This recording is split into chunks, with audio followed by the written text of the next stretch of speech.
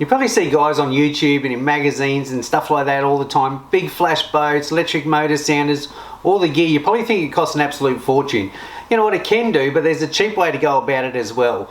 My son Cody, who you probably see on heaps of my fishing videos, has recently just got his boat license, and he picked up an old crappy boat off Facebook. We paid $1,500 for it. The only reason why we paid that much money was because it had an electric motor that was actually working. But have a look at this boat. There's holes in the floor, there's rubbish everywhere. It's been sitting out in the weather for years. Look, it was a piece of crap.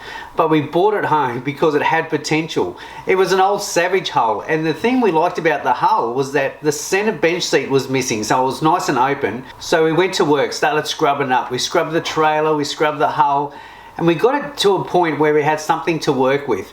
We cleaned years of leaves and dirt and nuts and bolts and all sorts of crap in the bottom of that hull out, and we put a brand new floor in it. That gave us the foundation of what was really quite a good boat. So the next job was we had to put a battery in there. So we put a big deep cycle battery in there, did a brand new rewire on the boat, and also had an old sounder lying around the garage. But when we plugged it in, we had a few problems with it. So we went to BCF, bought a Lowrance hook sounder for $150 that had GPS and everything on it, plugged that thing in, so it's a brand new sounder that cost us next to nothing.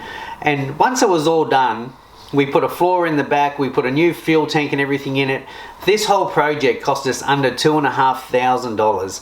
It's a really cheap setup, but a fantastic little sports fishing boat. And you know what? Cody's going to catch heaps of barra and bass and big flathead and stuff out of it. And with all the big barra and bass and flathead that I've caught over the years, I've never landed one and thought to myself, you know what? I just wish I bought that or caught that in a nicer boat. It just doesn't happen. It's a crappy old looking boat, but you know what? It's going to teach Cody a lot about boating. And if you want to get your kids into boating, or you want to get yourself into boating and start off without spending a fortune, something like this is perfect. So give it a go.